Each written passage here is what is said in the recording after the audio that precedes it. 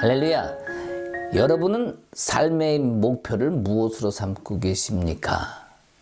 내 삶의 목표가 성공이라, 내 삶의 목표가 세상에서 번듯하게 뭔가를 이루는 것이 나의 삶의 목표라면 우리는 좀 힘들 삶을 살 수 있을 것 같습니다. 내 삶의 성공의 목적이 아니라 잘 살아내는 것이라면, 사람은 형편이나 사정이 다 다릅니다. 지식을 많이 배우건 돈을 많이 얻건 어떤 물질적인 것이든 어떤 다른 어떤 영향적인 것이 있다 할지라도 각자의 삶에서 잘 살아냈다는 것, 그거 기준이 어디 있겠습니까? 분명 세상 기준으로 보면은 세상에서 잘 되는 거겠죠. 그러나 만약 이것이 하나님의 기준으로 봤을 때에 저 인생이 잘 살아냈구나 라고 생각을 한다면 그것은 결코 이 세상에서의 성공이 목표가 될 수 없다는 사실입니다. 누가 우리 인생에 살아가는 그 삶의 질서를 막아설 수 있겠습니까? 아무도 그것을 가로막을 수는 없습니다. 우리는 우리의 때로는 자신의 연약함을 얘기도 합니다. 부족함을 얘기하기도 합니다. 그러나 주님은 우리에게 내가 부족함이 있다 할지라도 연약함이 있다 할지라도 나를 믿으라, 내게 내려놔라 얘기합니다. 그러나 우리는 스스로 주님 나는 연약합니다, 나는 부족한 자입니다. 우리 주님은 그 말씀하기를 원치 않으십니다. 왜? 주 안에 있는 동안에는, 물론 주를 떠나면 그것이 그런 힘든 고백이 되겠지만 주 안에 있는 한은 우리의 고백은 주님이 원하시는 것은 연약한 자, 부족한 자의 모습이 아닌 주의 은혜로 넉넉한 자의 자리에 서기를 주님은 이 시간도 우리에게 원하고 계십니다. 어떤 우리의 결과, 내가 주를 믿는 결과, 신앙의 결과가 어떻다 할지라도 이 결과가 중요할 수 있습니다. 또한 과정도 중요할 수 있습니다. 그러나 무슨 일을 시작할 수 있도록 힘을 주시는 것은 우리 주님입니다. 알파, 시작이죠. 처음이죠. 이 알파의 시작은 우리에게 중요한 의미를 갖습니다. 물론 과정 중요합니다. 그러나 과정보다도 더 중요한 것, 나의 본능에서 일어나는 어떠한 나의 열정보다도 주님 안에서 더 깊은 영혼의 시작에서부터 주님께서 함께 하시고자 하는 그 뜻을 받아서 내가 나아간다면 결국 우리는 아름다운 열매를 맺을 수 있습니다. 그런 열매가 아니라면 우리는 나중에 후회할 수 있습니다. 뒤돌아보고 통탄할 수 있습니다. 우리 부모님이 자식을 위해서 무언가를 열심히 도와줍니다. 그리고 그 자식이 잘된 모습을 보면서 그분이 정말 기뻐합니다. 그죠? 하나님의 마음도 똑같습니다. 우리에게 도와주심도 있지만 그 도와주시는 마음이 결과로 나타날 때 그 도와주신 그분은 더 기뻐한다는 것, 그 결과의 열매를 보고 더 행복해 하신다는 사실을 알 수 있습니다. 부모가 되면 자식의 마음을 알기 때문에 그것을 깨달을 수 있지만 우리는 하나님의 마음도 이와 같다는 생각을 해야 되는데 우리는 하나님은 다를 것이다 라고 생각합니다. 오늘 본문의 말씀을 보면서 우리가 다시 한번 정리를 하는 귀한 시간이 되길 소망합니다. 오늘 마태복음 10장입니다. 5절부터 15절까지의 말씀을 함께 봉독하면서 말씀을 이어나도록 하겠습니다. 마태복음 10장 5절부터의 말씀입니다. 예수께서 이 12를 내보내시며 명하여 이르시되 이방인의 길로도 가지 말고 사마리아인의 고을에도 들어가지 말고 오히려 이스라엘의 집에 잃어버린 양에게로 가면서 전파하여 말하되 천국이 가까이 왔다고 하고 병든 자를 고치며 죽은 자를 살리며 나병 환자를 깨끗하게 하며 귀신을 쫓아내되 너희가 거저받았으니 거저주라.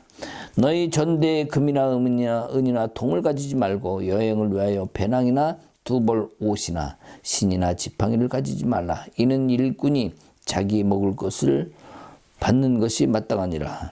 어떤 성이나 마을에 들어가든지 그 중에 합당한 자를 찾아내어 너희가 떠나기까지 거기서 머물라. 그 집에 들어가면서 평안하기를 빌라. 그 집이 이에 합당하면 너희 빈 평안이 거기 임할 것이요 만일 합당하지 아니하면 그 평안이 너희에게 돌아올 것이라. 누구든지 너희를 영접하지도 아니하고 너희 말을 듣지도 아니하거든 그 집에서 성이나 그 집에서 나아가 너희 발의 먼지를 떨어버리라. 내가 진실로 너희에게 이르노니 심판날에 소돔과 고모라 땅이 그 성보다 견디기 쉬우니라. 이 마지막 절에 보면은 내가 진실로 너희에게 이르노니 심판날에 소돔과 고모라 땅이 그 성보다 견디기 쉬우니라. 자, 이게 무슨 말씀이겠습니까? 타락한 세상의 모습이 많다는 거죠. 그죠? 여기 보면은 10절에 1절에 보면은 10장 1절에 보면 예수께서 그의 12 제자를 부르사 귀신을 더러운 귀신을 쫓아내며 모든 병과 모든 약한 것을 고치는 권능을 주시니라 그랬습니다. 자, 그러시고 5절에 보면은 예수께서 이 12를 보내시어. 자, 제자 12를 얘기하는 거죠. 이 제자들은 지금 귀신을 쫓고 병을 고치는 권능을 누구로부터 받았습니까? 예수로부터 받았습니다. 자, 예수님은 어떻게 보면은 많은 것들을 세상 사람들에게 베푸셨습니다. 자, 그 베푸는 이유가 여러 가지 있겠습니다만 하나님을 드러내시고 싶으셨던 거죠. 이스라엘 백성들을 또한 시키고 싶었을 것입니다. 그런데 이 예수님이 사마리아 땅에는 들어갑니까? 안 들어갑니까? 사마리아 여인, 물깃는 여인을 만난 것처럼 자, 들어가시죠. 근데 이스라엘 사람, 유대인들은 사마리아 땅에 들어갈까요? 안 들어갈까요? 안 들어갑니다. 그러면 왜 안 들어갈까요? 그들에게는 우월감이 있었습니다. 사마리아 사람들에게 같은 이스라엘 민족이지만 그들을 아래로 봤죠. 낮게 봤죠. 그리고 업신여겼습니다. 다른 이방인 문화와 그것도 민족들과 섞였다 해서 아주 낮게 봤기 때문에 그 땅에 더러운 곳, 가면 안 되는 곳처럼 들어가질 않았습니다. 갈릴리 사람들도 다 이스라엘 사람이죠. 이스라엘 사람들이 사마리아 땅을 들어간다면 사마리아 사람들이 오히려 당황해야 할 거예요. 아니, 저 사람들이 왜 왔지? 여기 본문에 보면은 사마리아 땅에 가지도 말고 이방인 땅에 가지도 말랍니다. 그리고 이스라엘 집으로 가라고 얘기합니다. 어찌 보면 사마리아 사람들을 배려한 말씀일 수도 있습니다. 또한 이스라엘 사람들을 배려한 것일 수도 있겠죠. 왜입니까? 자, 잃어버린 영혼들을 향하여 가게 하는 예수님인데 지금 누구를 먼저 배려합니까? 이스라엘 사람들을 배려합니다. 어차피 이방인에 가도 대접을 못 받을 수도 있어요, 유대인들이. 아니, 만약 막상 갔다면 손님 왔다고 더 잘 대접할 수도 있겠죠. 그러나 예수님이 지금 가지 말고 이스라엘 땅으로 먼저 이스라엘 사람 집에 가라는 것은 그 잃어버린 영혼들의 모습들을 보게 하기 위함이에요. 제자들을 통해서 너희들이 지금 여기 잃어버린 영혼, 하나님이 계시지 않는 것 같은 성전과 또 믿지만, 율법을 가지고 믿지만 그들 안에 정말 하나님이 계신지 안 계신지 너희 눈으로 확인해 봐라. 이런 말씀의 뜻이 있지 않았을까 이렇게 생각을 합니다. 아브라함 이후에 2000년간 이스라엘에게 기다린 메시아, 그들의 마음에 과연 있었을까? 예수님은 그것을 보여주고 싶었을지도 모릅니다. 그죠? 자, 지금은 메시아를 기다리고 있는 제자들을 향해서 그들의 영혼이 준비되었는지 이스라엘 사람들의 모습을 보면서 한번 그 영혼들을 두드려 보라는 거죠. 너희가 정말 기다리고 준비가 되었는지 예수님이 말씀하신 그들의 제자들에게 이스라엘 집으로 가란 이유가 될 수 있을 것 같아요. 자, 그러면 예루살렘, 이스라엘 예루살렘, 예수님도 거기 가서 감당을 다 못했는데 그럼 왜 제자들에게 가라고 하셨을까? 예수님이 왜 감당을 못합니까? 예수님이 죽으신 것이 예루살렘이죠. 쳐 죽였어요. 그런데 제자들에겐 가랍니다. 그죠? 자, 그러면 이 제자들은 과연 감당해 낼까? 제자들이 감당해라고 들여보낸 겁니까? 아까도 얘기했지만 이스라엘의 영적 현실을 똑바로 봐라. 예수님은 이것을 보여주고 싶으셨던 것이에요. 하나님이 계시지 않은 현실, 힘들고 어렵고 고통 속에서 뭔가 아직도 간절히 메시아를 구해야 되는 그 현실, 로마의 속국 속에서 아직도 힘들고 사는 그 사람들의 현실 속에 하나님을 의지하려는 진정한 하나님이 기뻐하시는 그 마음을 가지고 있고 하나님이 그들 품속에 있는가, 그것을 보라는 예수님의 뜻이 아닌가 생각합니다. 예수는 계시지 않는 현실 속에 우리의 몸에도 우리의 현실에도 똑같은 일이 닥칠 수 있죠. 예수는 없는데 방법만 있을 수 있어요. 자, 방법은 여러 가지 많습니다. 내 안에 예수는 없어요. 교회에서도 각종 프로그램을 만듭니다. 훈련을 시킵니다. 자, 프로그램의 방법은 많아요. 그리고 그걸 정리해 놓은 교재도 많습니다. 자, 그러면 교재도 많고 프로그램도 많고 그것을 공부하고 또 수료하고 이수하고 또 졸업하면 예수를 만납니까? 그 안에 예수를 만날 수도 있지요. 그러나 대개 방법이 많은 것은 어떠한 지식은 많이 터득할 수 있을지 몰라도 예수는 정작 못 만날 수도 있다는 거예요. 그런 프로그램을 부정하거나 안 좋다는 것이 아니라 정작 중요한 것이 무엇인지를 얘기하고 싶은 것입니다. 무엇인가 방법을 수료하고 이수하고 마치고 나면 나의 성도, 각자의 신앙, 교회 모든 공동체 안에 있는 신앙이 성장하겠는가? 정작 받아야 될 예수를 받지 않으면 그냥 프로그램에 지나지 않습니다. 우리는 지금 이런 시대에 살고 있습니다. 지금 코로나 때문에 모여서 이걸 하지 못한다 할지라도 또 인터넷을 통해서 온라인을 통해서 계속 그런 훈련을 하고 뭔가를 누리려고 하죠. 그리고 정리해놓은 갖가지 수많은 교재를 바라보면서 공부를 합니다. 나쁘진 않습니다. 자, 그런 것이 문제가 있는 것이 아니라 처음에는 분명히 예수의 이름으로 시작하지만 나중에는 그런 터득한 지식이 방법이 되고 그것을 통해서 권위를 부여받습니다. 자, 권위가 뭡니까? 세상에는 직분이 많죠. 목사도 그렇죠. 성도도 그렇죠. 장로든 권사든 직분입니다. 그런데 그런 것을 어떤 거를 프로그램을 이수함으로 인해서 직분을 부여하고 그것을 직위로 여깁니다. 분명히 처음에는 예수로 시작했는데 권위가 돼버려요. 예수님이 그럼 과연 여기서 제자들에게 권위를 주셨는가? 제자라는 것을 통해서 권위를 주셨는가? 나중에 제자들이 사도가 되죠. 사도라는 권위를 통해서 영적 권위를 부여해 줬는가? 이것이 문제입니다. 자, 그러면 이 제자들에게 사도라는 직분을 주셨는데 그 지위를 높여주거나 특권을 부여한 적이 있냐 이거예요. 예수님은 그러지 않으셨어요. 예수님조차도 그러지 않았습니다. 병을 고쳐줍니다. 귀신을 쫓아냅니다. 사람들이 예수님을 왕으로 만들려고 합니다. 예수님이 거기 머물러 계십니까? 아니요. 하나님께 영광을 돌리고 당신은 피합니다. 세상에 누군가 와서 기적을 일으킵니다. 영적 능력을 탁 보여줍니다. 그럼 사람들은 그 사람 곁에서 떠나지 않으려고 합니다. 또한 그 능력을 가득한 하나님의 이름으로 부여된 능력을 보인 그 사람도 그 자리에서 떠나지 않습니다. 많은 사람들이 그의 수종들길 원합니다. 주위에서 빙빙 돕니다. 그리고 추앙을 합니다.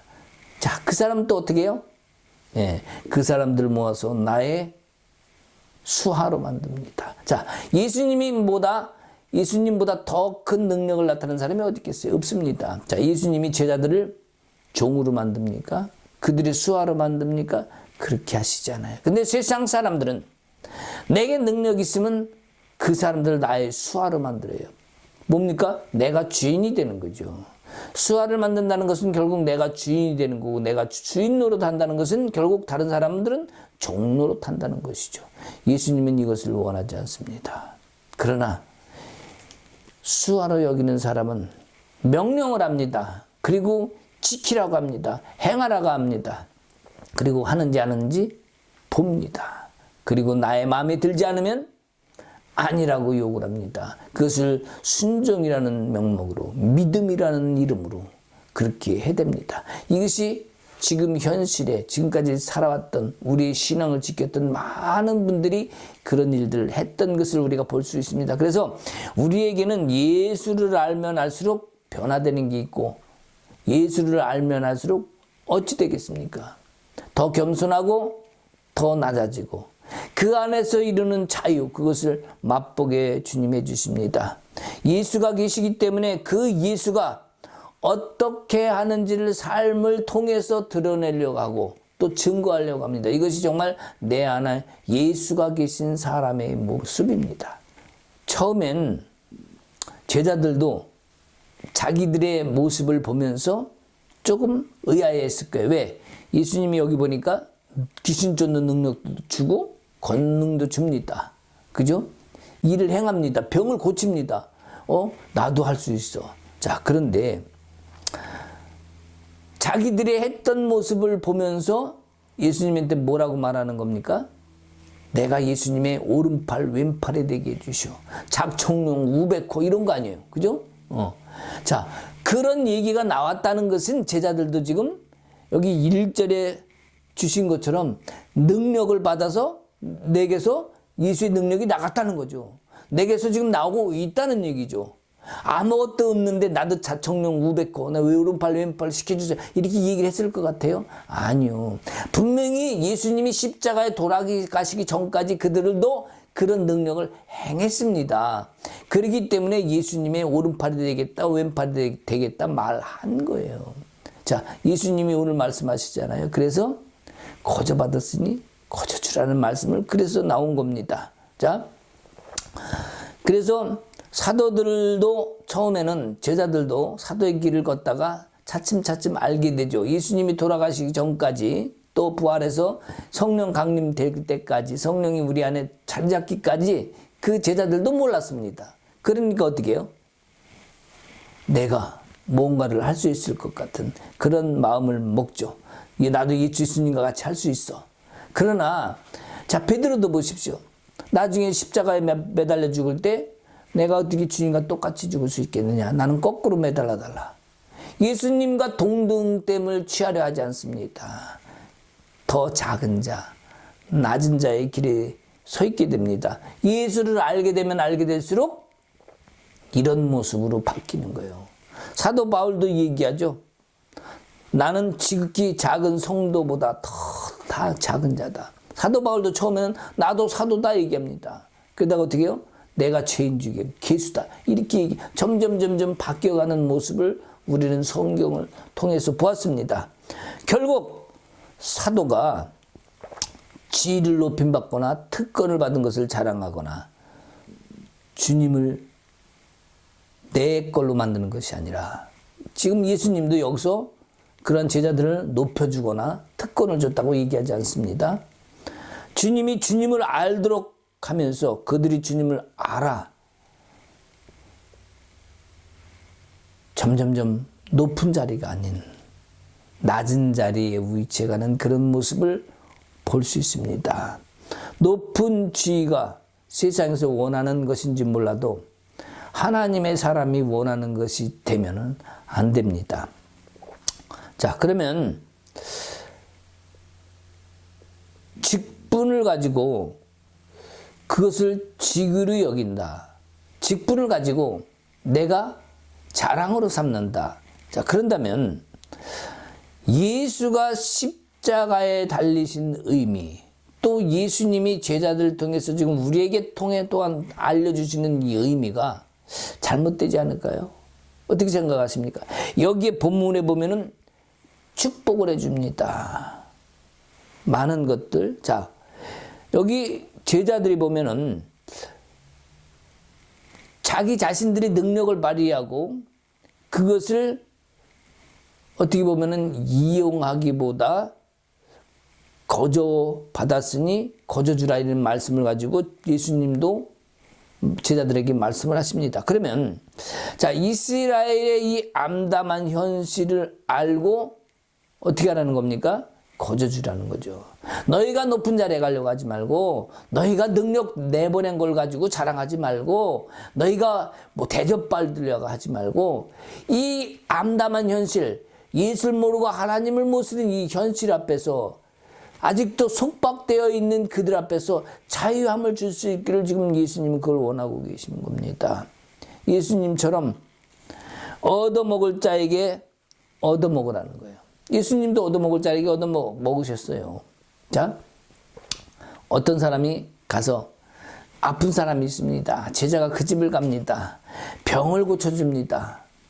아들이 아팠는데 나았습니다. 자, 그러면 그 제자가 자, 눈치를 봅니다. 왜요? 내게 능력이 나갔으니까, 병을 고쳐줬으니까 뭔가 대접을 받아야 되겠죠. 자, 들어오세요. 얘기를 합니다. 자, 그 집에 가서 앉습니다. 근데 그 집 꼬락선이를 보니까 좋은 게 맛있는 게 나올 것 같질 않아. 근데 그 옆에 그것을 지켜봤던 한 여인이 얘기를 합니다. 사역자님, 뭐 예수님이 아니라고 좋습니다. 응? 누구 뭐 예수님이겠습니까? 우리 목사님, 사역자님, 우리 집에 가면은 말이요. 응? 우리 아들도 아픈데 좀 병 좀 치유되려고. 우리 집에 가면은 맛있는 횟감도 잔뜩 차려놨고 갈비도 다 준비해놨다고. 그 집에는 지금 여기 이 가난한 집에는 앉았는데 먹을 것도 없을 것 같으니까 아유 진작 말씀하시지 그러냐고. 이 가난한 여인이 차려놨던 꽁보리밥을 뒤로 하고 글로 가버린다. 자, 그러면 왜입니까? 대접하려고 그러는 그 음식이 더 좋은 집으로 가는 게 당연한 거 아닙니까? 라고 얘기할 수도 있겠지만 예수님은 여기서 그 사람이 내보내기 전에는 가지 말라는 거예요. 아무리 더 좋은 것이 있다 할지라도. 그것이 뭡니까? 예수님의 마음이죠. 예수님의 사랑이죠. 자, 받아들인 사람, 그 집에 들어가 있다면 그 집에 가난했던 부자든 그 집의 사람을 받아준 사람을 존귀 여기라는 주님의 말씀입니다. 예수님의 행하심을 보고 이스라엘 사람들도 예수님을 다 왕으로 삼으려고 했었죠. 고침받은 걸 보고서 나도 고침을 받기를 원했죠. 예수님은 그것을 고쳐주고 그들을 세우기는 했지만 왕이 되기를 원하지는 않으셨습니다.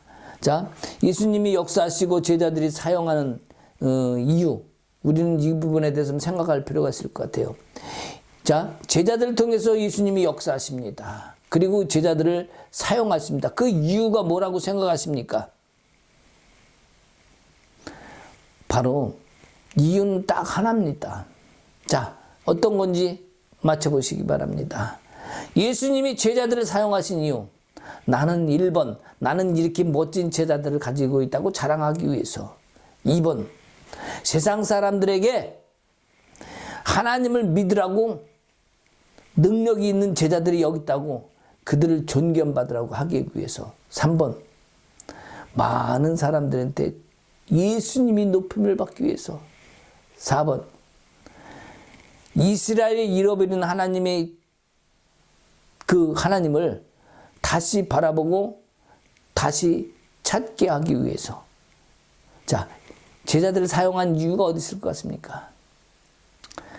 아까도 얘기했지만 제자를 통해서 그 이스라엘 사람들의 영혼에 잃어버린 영혼 같은 그 암담한 현실을 바라보고 이제는 하나님이 함께 하시고 하나님의 역사하심으로 인하여 너희들과 함께 하기를 원한다. 너희들도 이제 함께 함으로 그것을 누려라. 이것을 하나님을 찾아주기 위해서 지금 제자들을 사용하고 있는 겁니다.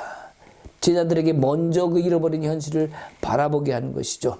그래서 예수님은 백성들을 종으로 여기라고 한다면 만약에 예수님의 마음이 아니고 또 그 예수님의 마음도 실제 아팠을 것 같아요. 만약에 제자들이 가서 병을 고치고 귀신을 고쳤을 때 세상 사람들은 분명히 그들을 존귀 여길 것입니다. 근데 제자들이 자기들이 높임을 받는다면 주님이 원하는 모습이 그것이 아니잖아요. 주님도 지금 그것을 바라면서 당신도 그 일을 행하지 않습니다. 오히려 낮은 자리로 자꾸 갑니다. 오직 하나님을 떠난 그들을 다시 하나님 품으로 돌아오게 하기 위해서 예수님은 지금 일하고 있는 거예요. 그리고 그것이 아버지께서 예수님을 이 땅에 보낸 목적이기도 합니다. 예수님은 그 뜻을 이 제자들을 통해서 이루고 싶으셨던 거예요. 자, 예수님 혼자 그 일을 다 할 수 없으셨을까? 할 수 있으셨겠죠.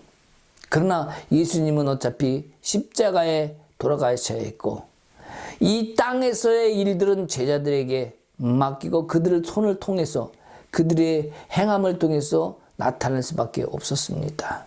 능력을 자랑하게 한 것도 제자들이 뛰어난 모습을 보고 싶으셨던 것이 아니라 그 제자들을 통하여 포기하고 또한 다른 영혼들을 세워서 하나님 앞에 오게 하기 위함이었지 절대로 우리의 잘못된 시선과 생각으로 바라보면 안 된다고 생각합니다. 우리는 사도의 권위를 결코 영적 지위라고 보면 안 됩니다. 목사의 직분을 갖다가 권위로 바라봐도 안 됩니다. 우리 주님은 그렇게 가르치지도 않으셨어요. 누구한테? 제자들한테. 그 제자들의 모습을 본 우리는 그러면 그대로 따라가야지. 우리는 아니야. 우리는 목사가 권위가 있는 거야. 그러니까 축복해줘야지. 마음에 안 들면 저주해줘야지. 저주하는 것이 권위가 아닙니다. 자, 그렇다면은, 자, 이 죄악 가운데 살아가고 있는 이방인들을 보면서 또한 율법 가운데 살아가고 있는 유대인들을 보면서 진짜 눌려 있는 것이 무엇일까? 또 그들을 통해서 저들이 누릴 수 있는 참 자유가 무엇일까? 이것을 바라볼 수 있어야 됩니다. 예수를 알아가면 알수록 참 자유와 그 주님이 주신 이 땅에서 누리는 천국의 자유, 그 천국이 무엇인지를 알아가기 시작합니다. 이것이 예수를 믿는 사람, 또한 예수를 알아가는 사람, 예수를 내 안에 담고 있는 사람들의 모습이 될 것입니다. 그래서 이 그리스도인들이 나중에는 로마에는 카타콤으로 들어갑니다. 자, 이 카타콤으로 들어가서 한 약 300년 동안을 지하에서 숨어 살게 되는데, 자, 이 300년 동안 그들은 작은 공간에서 억압받으며 살았을까요? 자, 우리가 생각할 때는 분명히 그 속에서 300년을 살았다. 아들을 낳고 또 그 아들을 낳고 손자도 할아버지도 거기 살다가 300년을 살았다 그러면 분명히 핍박 속에서 그들은 지옥 같은 인생을 살았을 것 같습니다. 자, 그렇다면 그 시대에 만약에 나의 자식이 출세를 한다면 무슨 소리야? 내가 왜 거길 가? 우리 자식만큼은 잘 돼야 될 거 아니야. 그리고 카타콤 그 동굴 속으로 들어가겠습니까? 지하 동굴 속에서 숨어 살겠습니까? 거기서 억압 받겠습니까? 근데 그들은 거기서 300년을 살았다는 것은 진정한 참 자유, 진정한 그리스도의 천국이 어디 있는지를 그들은 이미 깨달은 거예요. 예수님을 알면 알수록 그들에게 진정한 하나님의 복이 어디 있는지 그들은 알고 있었던 겁니다. 이것이 뭐 어떻게 됐습니까?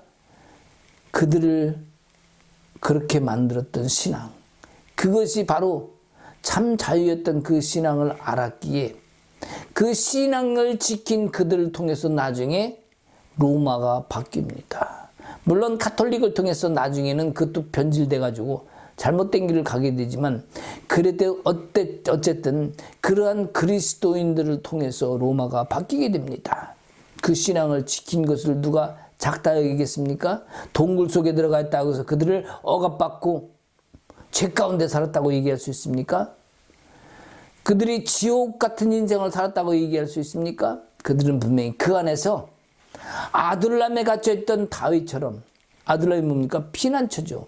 하나님 그곳에 피난처를 주시고 그곳에서 사는 사람들에게 진정한 참 자유를 주셨고 그들은 그것을 누렸다고 저는 생각을 합니다. 어떤 모습이나 상황이, 현실의 여건이 신앙의 결과가 되는 것이 아니라 우리의 영혼의 모습, 우리의 영혼에 주님을 닮아가고 주님을 내 안에 담은 그 모습이 있다면 어떤 상황 속에서도 우리는 천국을 살 수 있습니다. 처음에 시작할 때 제가 목표가 성공입니까? 라는 말씀을 드렸잖아요.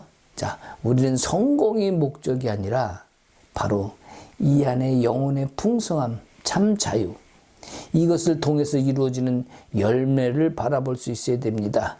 지금 우리도 작아도 예수의 나라를 만들어갈 수 있습니다. 세상에서는 정결하게 살면 손해본다고 생각합니다. 세상에서는 예수를 제대로 믿으면 손해본다고 생각하죠. 왜? 참아야 될 것도 많아요. 손해봐야 될 것도 많아요. 양보해야 될 것도 많아요. 그렇지 않습니까?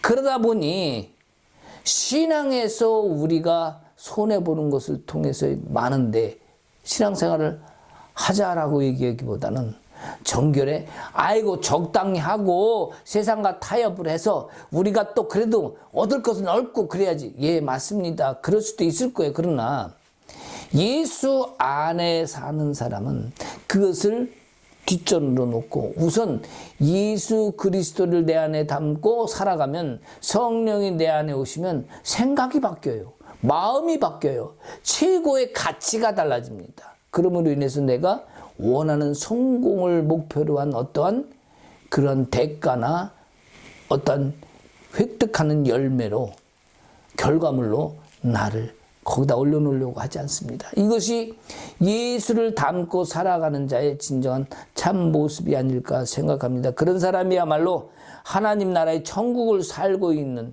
사람일 것입니다.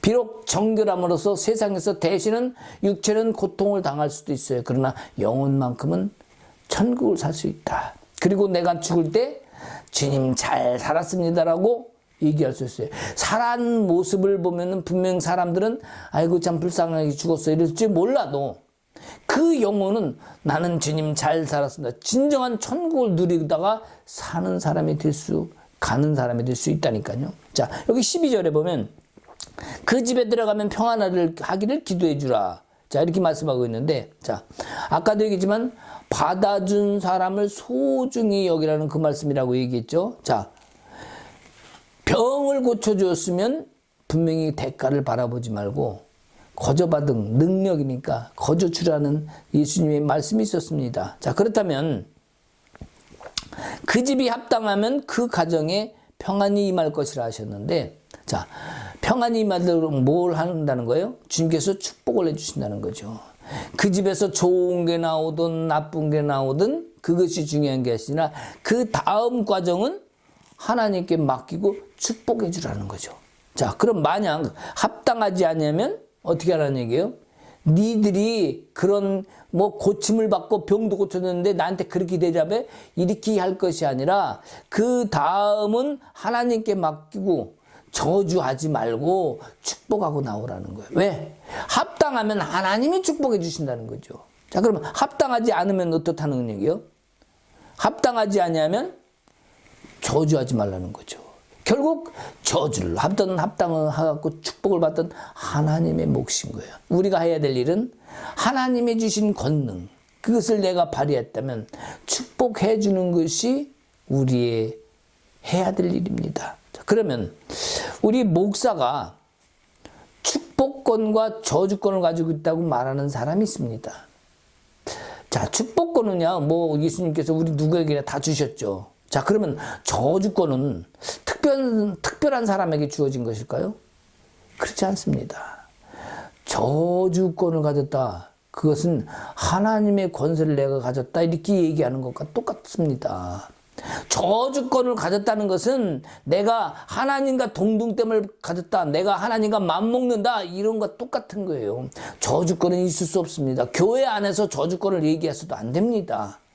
성도끼리는 서로 축복해줘야 되는 대상입니다. 그렇지 않습니까?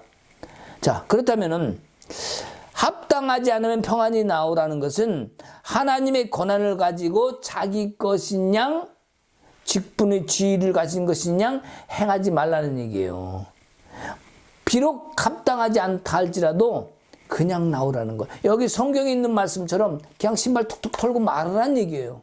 왜? 하나님이 하실 일은 하나님이 하시니까, 주의 일은 주님께서 하실 것이니까 그것을 내가 받은 권위인 양 그것을 행하지 말라. 이렇게 지금 성경이 말씀하고 있는 것입니다. 저주를 할 수 있다는 것 엄청난 권한이죠. 그럼 그 사람은 그런 권한을 가지고 있다면 평생 죄짓지 말아야 돼요. 흠없이 살아야 돼. 그 정도는 돼야 예수와 맞먹을 정도는 돼야 저주도 하죠. 자, 그렇다면 이 축복권이든 저주권이든 그것을 말한다는 것 또한 내가 그 권한의 그 권위를 가지고 있다는 고백과 마찬가지입니다. 뭡니까? 내가 주님과 같다. 이 얘기하는 거랑 똑같은 거예요. 축복권이 됐든 저주권이 됐든 우리는 주님께 맡길 수 있는 그런 신앙을 가지고 있어야 돼요. 기왕이면 저주권보다는 축복권이 낫겠죠. 어떤 것을 내가 준다, 아니면 저주를 준다, 만다 이런 것이 아니라 우리는 그저 주님께서 주신 그 복이 무엇인지, 그 진정한 진리와 참 자유와 그리고 하나님께서 우리에게 주신 권세와 또 누릴 것이 무엇인지를 알려주고 그 스스로가 그것을 취하고 얻을 수 있게끔 알려주고 그 길을 가게 만드는 것이 사역자의 도리지, 내가 축복을 해줬다, 아니면 마음에 안 들면 저주해줬다, 저주를 한다, 이것이 우리의 목표가 되면 안 된다는 사실입니다. 예수님이 제자들도 시간이 갈수록 그들이 부족했던 모습에서 가슴을 쳤지 지구를 가지고 언제 큰 소리 쳤습니까? 그런 적 없어요. 자기 스스로 부족했던 것을 느꼈고, 그렇기 때문에 아까 얘기했던 베드로도 십자가에 거꾸로 매달려 죽은 거 아니겠습니까? 우리가 목회자나 사역자의 권위를 세우려 하지 맙시다. 가르치지도 말고 주님의 자녀에게 짐을 지우지도 맙시다. 오히려 주님이 우리에게 허락하신 은혜, 내 대신 다 지으셨다는 그 은혜를 우리가 알았다면 다른 영혼들, 힘들어하는 영혼들에게도 예수님 앞에 그 짐을 내려놓도록 우리가 그것을 알려줘야 합니다. 우리가 성도가 힘들다고 어렵다고 하는 것은 어떻게 보면 사실 솔직한 고백이죠. 그렇기 때문에 솔직한 고백을 한다면 그것을 들어줘야 됩니다. 그리고 위로해줘야 됩니다. 솔직한 고백은 아직도 신앙이 그 정도밖에 안 되느냐, 아직도 예수를 믿는다면 그만큼밖에 안 되냐, 이렇게 말할 것이 아니라 그 솔직한 고백을 들었다면 도닥여주고 위로해주고, 그럼에도 불구하고 우리 예수 그리스도께서 우리에게 그것을 책임져 주실 거라는 그 믿음과 확신을 심어주는 것이 사역자의 도리가 아닐까 생각합니다. 그러한 영혼의 소리를 기다며 듣는 것 또한 영혼들의 예수 안으로 들어가고 또한 그 자유함을 얻기를 바라는 진정한 사역자의 모습이 아닐까 생각합니다. 여기 14절에 보면 영접해 주지 않는다고 저주하지 말라고 말이 이제 14절에 보면 영접해 주지 않는다고 저주하라는 말이 아닙니다. 뭡니까? 하나님께 맡기라는 말이에요. 아까도 얘기했지만 그냥 나와서 발 툭툭 터시기 바랍니다. 하나님께 맡기라는 말입니다. 내가 뭔가를 능력을 발휘했으니까 내가 대접받는다. 내가 대접받는 것이 하나님을 대접하는 것이다. 뭐 이런 이상한 소리 하지 마세요. 하나님께서 받아야 될 것은 하나님께 드려야 됩니다. 인간이 받을 대접은 한계가 있는 거죠. 인간으로서의 받아야 할 대접, 뭔가 능력을 치렀다고 내가 예수님과 같은 대접을 받으려고 해서도 안 됩니다. 그것이 뭡니까? 바로 교만이라고 얘기를 하죠. 우리는 그 자리에 서면 안 되겠습니다. 하나님은 누구에게도 직위를 주신 것이 아니라 직분을 주셨습니다. 바로 서로 간의 평안을 구하기를 원하시는 거예요. 그 직분을 통해서 서로 격려하기를 원하시는 거예요. 서로 손을 잡고 서로 동등한 입장에서 나아가기를 원하시는 거예요. 직분을 통해서 절대로 권위가 아니다. 여기 오늘 예수님이 말씀하신 그 말씀들을 통해서 우리가 알아야 되는 것은 어떤 다른 각자의 직분이 다르다 할지라도 그것을 통해서 너희들이 뭔가를 취하지 말고 오직 하나님께 맡기라는 뜻입니다. 어떤 사람 많이 그래요. 나를 대접하는 것이 하나님을 대접하는 거라고. 그런 소리 들어봤죠? 또 거지를 대접하는 것이 예수님을 대접하는 것, 그것을 갖고 주장하면서 또 나를 대접하는 것이 하나님을 섬기는 것이, 감사를 하는 것이 그렇게 하는 거라고 대접을 받으려고 합니다. 이것이 과연 옳을까? 물론 그 마음 속에서 주님을 사랑하는 마음으로 서로 하나 되는 동등함 속에서 이루어지는 거라면 오케이. 그러나 대개가 그렇지 않다는 데 문제가 있는 것이죠. 직분을 직으로 착각하지 말아야 됩니다. 주의 영광을 내가 대신 취하는 일을 해서도 안 됩니다. 그것이 바로 오늘 말씀의 핵심이 아닐까 생각해요. 그래서 목회자와 성도는 직분이라는 존귀한 역할 속에서 서로 손뼉을 치고 서로 발을 맞추어 나가야 됩니다. 마치 제식 훈련을 갈 때 착착착착 발이 맞추면 멋있잖아요. 그죠? 그런 것처럼 우리도 성도와 목회자나 사역자나 어떤 선교자나 어떤 예수 안에 함께하는 자들은 서로 동등한 입장에서 발을 맞춰 가야 된다. 우리는 열매를 얻어야 됩니다.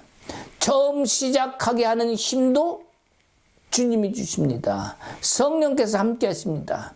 그로 인해서 내가 주와 함께 동행하는 과정을 거친다면 우리는 반드시 아름다운 열매, 예수의 열매, 성령의 열매를 맺게 될 것입니다. 하늘나라의 축복과 같은 계절마다 사계절마다 아니면 12달마다 날마다 열리는 아름다운 열매, 그것이 우리 인생의 열매의 결과고 그것이 참 열매, 성령의 열매가 우리 인생에서 열리길 주님의 이름으로 축복합니다. 우리의 거룩한 인생의 열매는 바로 천국의 열매, 예수를 받는 겁니다. 그것이 바로 우리가 예수 그리스도를 통한 신부의 길 가는 것이고 그 신랑 되신 예수를 닮아가는 모습입니다. 그것으로 축복받는 여러분 되시길 주님의 이름으로 축복합니다. 아멘. 함께 기도하십시다. 예수님, 오늘은 우리가 말씀을 통해서 우리 성도들에게 서로 축복할 수 있기를 원합니다. 내게 맞지 않고 내 마음에 들지 않고 어떠한 사정과 형편이 있다 할지라도 절대로 성도를 저주하거나 내가 주님의 자리에 대신 서지 않게 하옵소서. 우리 서로 주님의 이름으로 격려하며 나아감으로 말미암아 주의 거룩한 아름다운 열매를 맺는 우리의 신앙이 여정이 되게 하옵소서. 힘든 사람들 많이 있습니다. 고통받는 사람들 많이 있습니다. 그러나 주님께서 그 모든 것 책임져 주시고 오직 예수 이름으로 승리케 하는 우리의 인생의 여정이 되게 하옵소서. 믿음으로 얻는 모든 것 주님은 그것을 허락하신다 약속하셨사오니 그 과정 속에서 참 자유와 주의 참 진리를 맛보는 우리가 되게 하옵소서.